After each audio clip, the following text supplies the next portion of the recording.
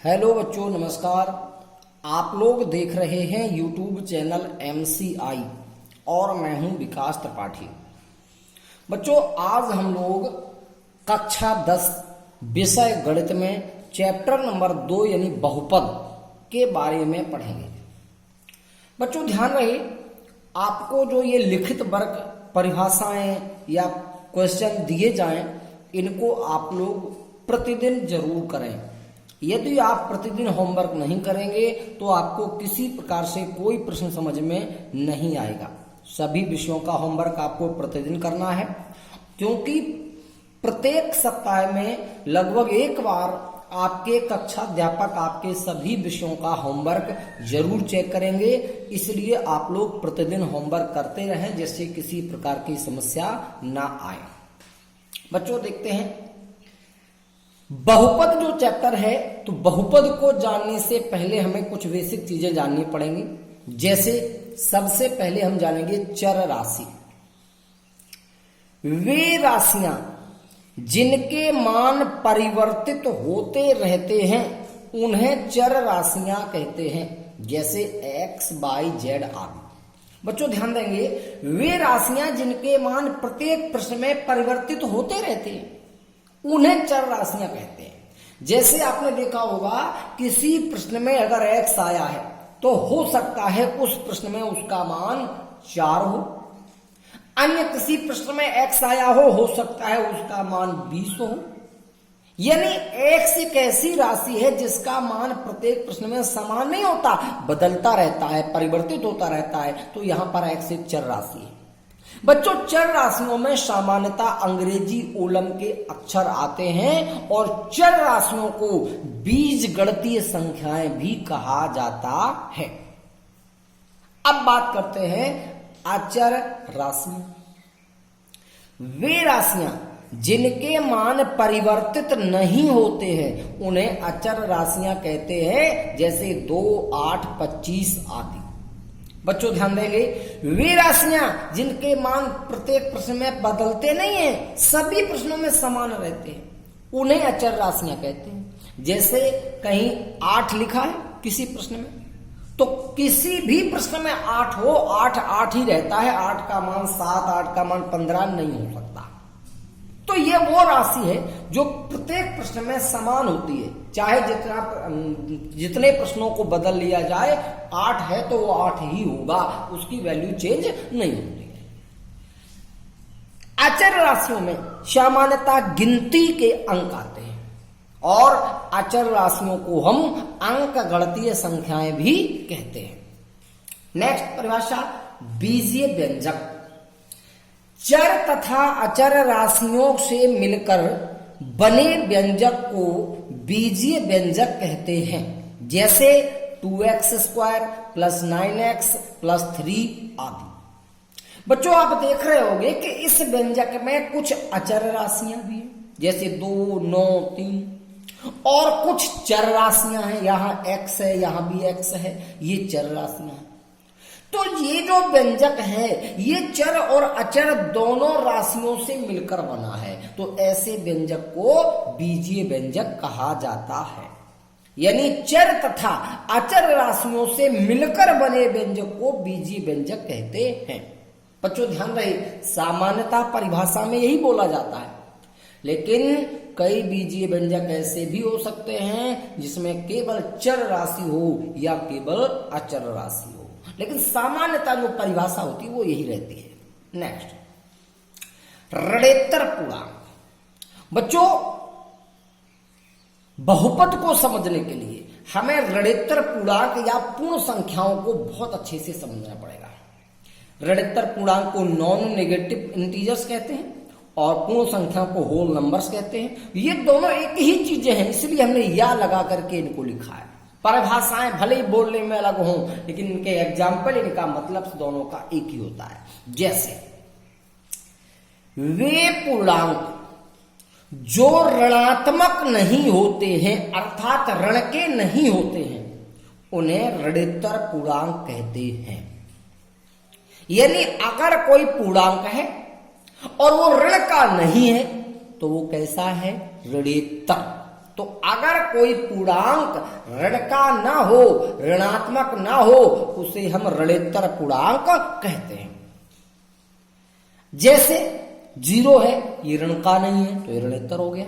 1 है, ऋण का नहीं है, ऋणेतर हो गया। ऐसे ये सारे पूर्णांक ऋण के नहीं है तो ये ऋणेतर है। अब आते हैं जैसे पूर्ण संख्याएं क्या है, तो पूर्ण संख्याओं की परिभाषा में या करके लिखिए, प्राकृतिक संख्याओं में शून्य सम्मिलित करने पर प्राप्त संख्याओं को पूर्ण संख्याएं कहते हैं।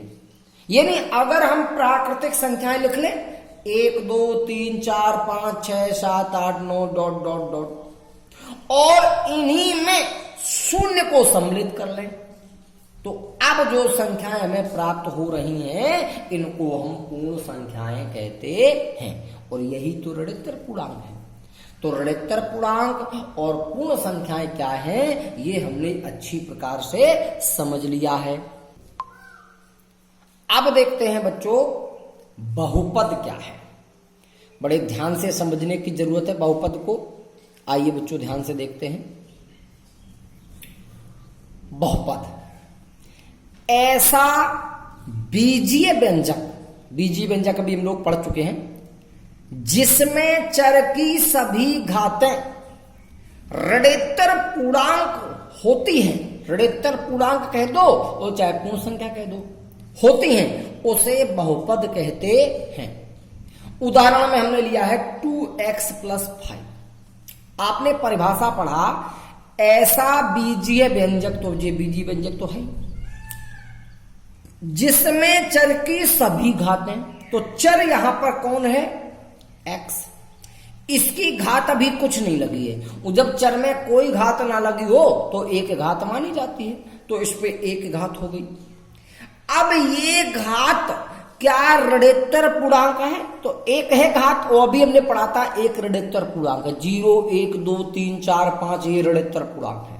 तो अच्छा x की घात तो ऋणेतर पूर्णांक है, और कहीं चर राशि है नहीं है, तो फिर इस बहुपद व्यंजक में जितने भी चर हैं उसकी सभी घातें ऋणेतर पूर्णांक हैं, तो ये बहुपद है।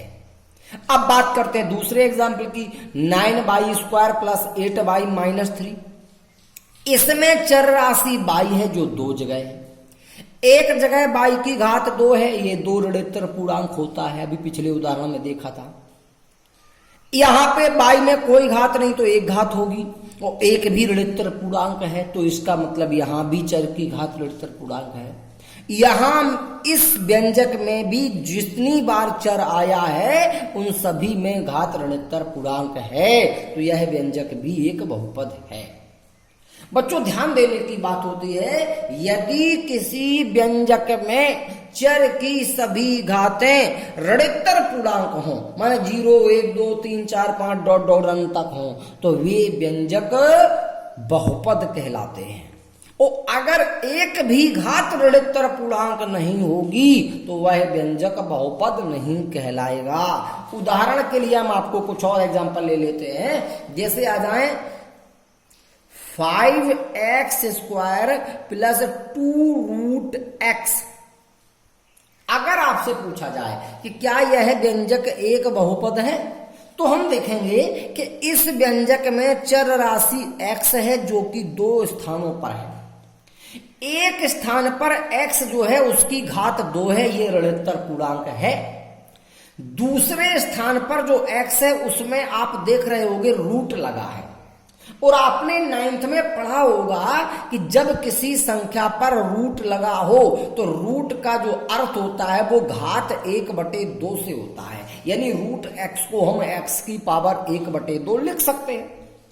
अब हम अगर इसे x की पावर 1/2 लिखेंगे तो इसकी घात होगी 1/2। क्या 1/2 ऋणेतर पूर्णांक है? नहीं, ऋणेतर तो है, पूर्णांक नहीं है। पूर्णांक तो 1 2 3 4 5 6 ये होते हैं, ये तो भिन्न संख्या है 1/2, तो ये पूर्णांक नहीं है, तो फिर ये ऋणेतर पूर्णांक नहीं है। और जब घात ऋणेतर पूर्णांक नहीं है तो यह व्यंजक एक बहुपद भी नहीं है। इसी प्रकार से और भी कई स्थितियां बन जाती हैं। जैसे हम लिख दें x और +1/x।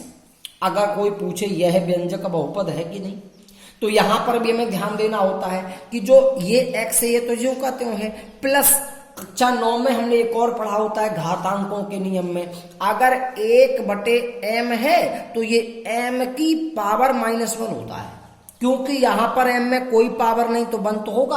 अब जब हर से अंश में कोई पद जाता है तो उसके घात का चिन्ह बदलता है, तो इसी प्रकार x में कोई पावर नहीं तो 1 तो होगी, तो ये जब x की पावर 1 ऊपर जाएगा तो x की पावर -1 हो जाएगा। अब आप देखेंगे तो यहां पे जो चर है उसकी पावर 1 होगी जो ऋणात्मक पूर्णांक है, मगर यहां पर जो x है इसकी पावर -1 ऋणात्मक पूर्णांक नहीं है, तो यह व्यंजक एक बहुपद नहीं है। तो इसी का ये रूप था, तो ये भी बहुपद नहीं है। इसी प्रकार के और भी कई उदाहरण बनते हैं जो आप लोगों को घर पे ही देखने होंगे। तो बच्चों, आप लोगों ने अच्छी प्रकार से समझ लिया है कि बहुपद क्या है और बहुपद जो है वो कैसे पहचानेंगे कि कोई भी व्यंजक बहुपद है या नहीं। अब बच्चों, अगली परिभाषा आती है बहुपद का व्यापक रूप। व्यापक रूप को मानक रूप भी कहते हैं, स्टैंडर्ड फॉर्म। क्या होता है? किसी बहुपद को चर की घात के घटते या बढ़ते क्रम में लिखने पर प्राप्त रूप को बहुपद का व्यापक रूप या मानक रूप कहते हैं। यानी कोई बहुपद है, हम उस बहुपद को घात के या तो घटते क्रम में लिख दें, बड़ी घात से प्रारंभ करें और छोटी की ओर घटते हुए क्रम में लिख दें, या हम किसी बहुपद को सबसे छोटी घात से लिखना प्रारंभ करें और बढ़ते हुए क्रम में लिख दें। तो ये दोनों प्रकार के ही रूप बहुपद के व्यापक रूप कहलाते हैं। बच्चों, सबसे ज्यादा प्रचलित जो व्यापक रूप होता है वो घात का घटता हुआ क्रम होता है। हम सामान्यतः बहुपदों का जब भी व्यापक रूप लिखेंगे तो घात का घटता हुआ क्रम लिखेंगे, बड़ी घात से प्रारंभ करेंगे और छोटी घात तक लिखते चले जाएंगे। जैसे हमने उदाहरण लिए हैं 2x³ + 8x² - 5x + 6। हमने बड़ी घात से प्रारंभ किया, 3 घात, फिर 2 घात, फिर 1 घात, और फिर यहां पे x का कोई घात ही नहीं है। बच्चों, सामान्यतः हम लोग थोड़े कंफ्यूज हो जाते हैं। कहां पर? हम लोग समझ बैठते हैं यहां पर घात और गुणांकों को एक जैसा। जैसे कभी कभार कंफ्यूजन में हमें लगता है कि देखो यहां 3 पहले आ गया, 8 बाद में आया, ये बढ़ता घटता हुआ क्रम कैसे हुआ? तो बच्चों, यहां पर हम घात के घटते क्रम की बात कर रहे हैं। ये बिल्कुल स्पष्ट लिखे हुए, चर की घात के, ये गुणांक है, इसे गुणांक कहते हैं। तो ये गुणांक है, इसको नहीं देखना है, हमें घात को देखना है। घात का घटता हुआ क्रम है तो वो व्यापक रूप है, अन्यथा वो व्यापक रूप नहीं है। अब बच्चों, बहुपद का घात क्या होता है? किसी बहुपद में उपस्थित चर की सबसे बड़ी घात को बहुपद का घात कहते हैं। जैसे पिछला ही बहुपद था 2x³ + 8x² - 5x + 6। इस बहुपद में चर राशि कौन है? x। और इस x में सबसे बड़ी घात कितनी है? 3। तो इस बहुपद का घात बराबर 3। इसी प्रकार से हमने यहां एक उदाहरण लिया है 9x5 + 8x + 3। इस बहुपद में भी चर राशि कौन है? x है, और इस x में सबसे बड़ी घात कौन है? 5 है। तो फिर बहुपद का घात बराबर 5 हो जाएगा। ये हो गया बहुपद का घात। बच्चों, अब बात करते हैं बहुपद का शून्यक या बहुपद के शून्यक। शून्यक क्या है? चर का वह मान जिसे बहुपद में रखने से बहुपद का मान शून्य हो जाता है, उसे बहुपद का शून्यक कहते हैं। जैसे x - 5 का शून्यक x बराबर 5। बच्चों, शून्यक को और विस्तार से समझने के लिए थोड़ा यहां समझ लेते हैं। जैसे कोई उदाहरण ले लें, हमने उदाहरण लिया x बाई प्लस 8 ये एक बहुपद है। हमें इसका शून्यक बताना है, शून्यक कितना है। तो विचार करने की बात ये होती है कि हमें एक ऐसा मान ढूंढे जिसे इसमें रख दो, चर राशि के स्थान पर रख दो तो इसका मान शून्य हो जाए। तो हमें दिखाई दे रहा है कि अगर हम बाई के स्थान पर -8 रख दें तो क्या होगा, यहां -8 हो जाएगा और ये +8 है ही, ये -8 से +8 घट करके 0 बन गए, शून्य हो गया। तो जो बाई का मान हमने इस व्यंजक में बहुपद में रखा जिससे इसका मान शून्य हुआ, यही मान इस बहुपद का शून्य कहलाता है। हम कह सकते हैं कि बाई बराबर -8 जो है वो इस बाई +8 का एक शून्यक है। ये बहुपद है बाई +8 और ये बाई का मान -8, ये इस बहुपद का शून्यक है। इसी प्रकार हमने जो उदाहरण लिया था x - 5 का, x - 5 एक बहुपद है। इस बहुपद का शून्यक हमने क्या लिखा था, x बराबर 5। क्यों लिखा था, क्योंकि x का मान 5 जो है इसमें रख के देखो तो यहाँ पे 5, तो ये -5 घटा दो क्या हो गया, 0। तो फिर x का मान 5 रखने से ये 0 हो गया, शून्य हो गया। तो फिर x बराबर 5 इस बहुपद का शून्यक हो गया। ये हो गई शून्यक की परिभाषा। किसी बहुपद में चर का वह मान जिसे बहुपद में रख देने से बहुपद का मान शून्य हो जाता है, उसे बहुपद का शून्यक कहते हैं। बच्चों ये जितनी भी परिभाषाएं आपको हमने लिखवाई, ये सारी परिभाषाएं आपको याद करनी है, क्योंकि अगले वीडियो में हम जो चीजें बताएंगे उसमें इन सभी चीजों का प्रयोग होगा और सवालों में भी इनका उपयोग होता है। इसलिए आपको ये सारी परिभाषाएं बहुत अच्छे से याद करनी है। बच्चों मैं एक बार फिर से निवेदन करूंगा कि आप लोग प्रत्येक दिन प्रत्येक विषय का होमवर्क जरूर पूर्ण करें। प्रत्येक दिन, एक साथ नहीं कि किसी छुट्टी के दिन हम बैठेंगे और पूरा होमवर्क करके तैयार हो जाएंगे, बिल्कुल नहीं। आप प्रतिदिन प्रत्येक विषय का होमवर्क करेंगे तो आपको सभी विषय अच्छे से समझ में आएंगे और आपको क्लास टीचर के सामने बेइज्जत भी नहीं होना पड़ेगा, क्योंकि आपका जो क्लास टीचर होगा वो प्रत्येक सप्ताह या 10 दिन में आपके होमवर्क को जरूर चेक करेगा। तो फिर आप बहाने बनाएंगे, ये उचित नहीं है आपकी पढ़ाई के लिए भी और आपकी इज्जत के लिए भी। इसलिए आप लोग प्रत्येक विषय का होमवर्क प्रतिदिन करें और कक्षाध्यापक के कहने पर उसे तुरंत अपना होमवर्क चेक अवश्य कराएं।